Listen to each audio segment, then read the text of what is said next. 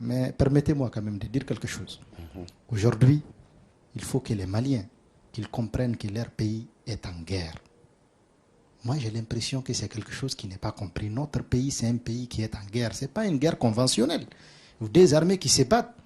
C'est une guerre, comme vous le voyez, comme il l'a dit tout à l'heure, toute une caserne qui est partie. Il ne sait pas comment elle est partie. C'est cette guerre-là qu'on est en train de vivre.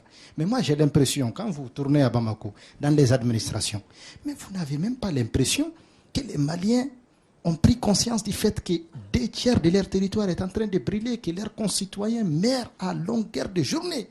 Les militaires meurent, les civils meurent, les étrangers, tout le monde est en train de mourir. Mais quand vous tournez ici, vous n'avez même pas l'impression que ce pays-là est en train de brûler. Vous allez même voir souvent des gens, c'est-à-dire qui vaguent dans leurs occupations quotidiennes. Quand un pays, son avenir même est remis en cause jusqu'au point où nous sommes, nous, Maliens, aujourd'hui, on doit d'abord en prendre conscience. Et que chacun d'entre nous l'intègre dans son quotidien. La femme qui va au marché, celui qui conduit le sotrama, les femmes qui vendent dans les marchés, les étudiants qui sont à l'université, les fonctionnaires qui sont dans les ministères, les gens qui font à l'étranger, les journalistes qui animent des débats. Tous ces gens-là aujourd'hui doivent prendre conscience de ce qui est en train d'arriver à notre pays et qu'en conséquence, on se mobilise.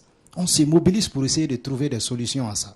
Parce que les Barkhane, les MINUSMA et toutes ces choses-là qu'on critique, ils ne sont pas là éternellement et ils sont là aussi pour leurs intérêts. Peut-être que leurs intérêts ne convergent pas forcément avec les intérêts du peuple malien, des populations maliennes. Donc c'est à nous de nous mobiliser et de jouer les premiers rôles, même nos partenaires là.